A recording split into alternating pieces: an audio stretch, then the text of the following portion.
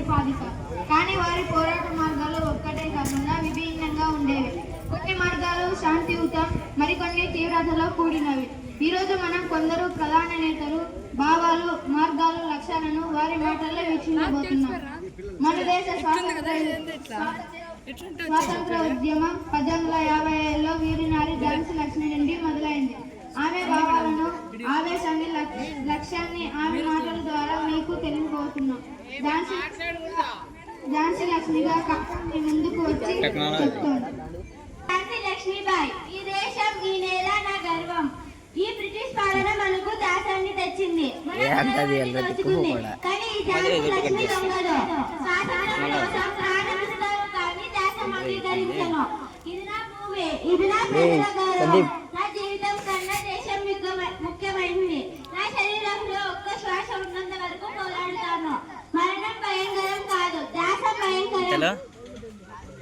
దేశ కోసం త్యాగం నా గర్వం.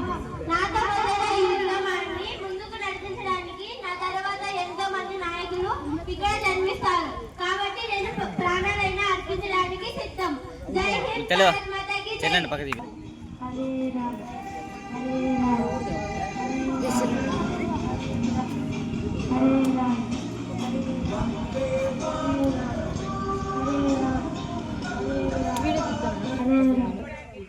సత్యం, అహింస నాకు ప్రాణం. బ్రిటిష్ వారిని ఓడించేందుకు హింస అవసరం లేదు. మన మనసు శక్తి పెద్ద ఆయుధం. దండి యాత్రలో ఉప్పుపై వేసిన పన్నును ఉల్లంఘించి మనం తొలి అడుగు వేశాం. వారి అధికారానికి ఎదురు చెప్పాం.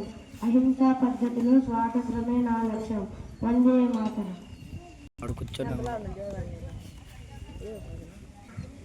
నమస్తే బాపూజీ.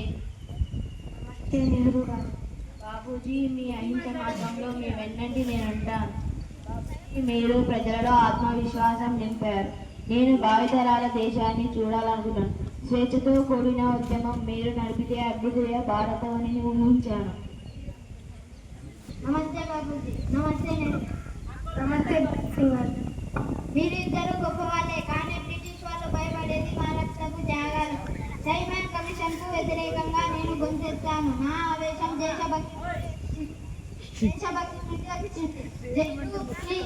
నాకు భయంగా అనిపించలేదు. నా జీవితంలో దేశాన్ని మేల్కొల్పాలన్నదే నా ఆశ.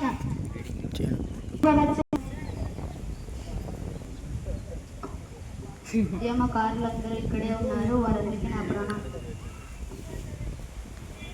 సీతారామరాజు. విప్లవ పద్ధతిలో ఉద్యమం సాధించిన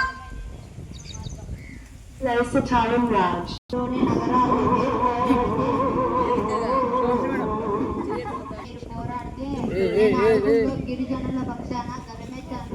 బ్రిటిష్ వారి అడుగుల్లోని మన గిరిజనులను వేధించగా నేను వారికి ధైర్యం చెప్పాను.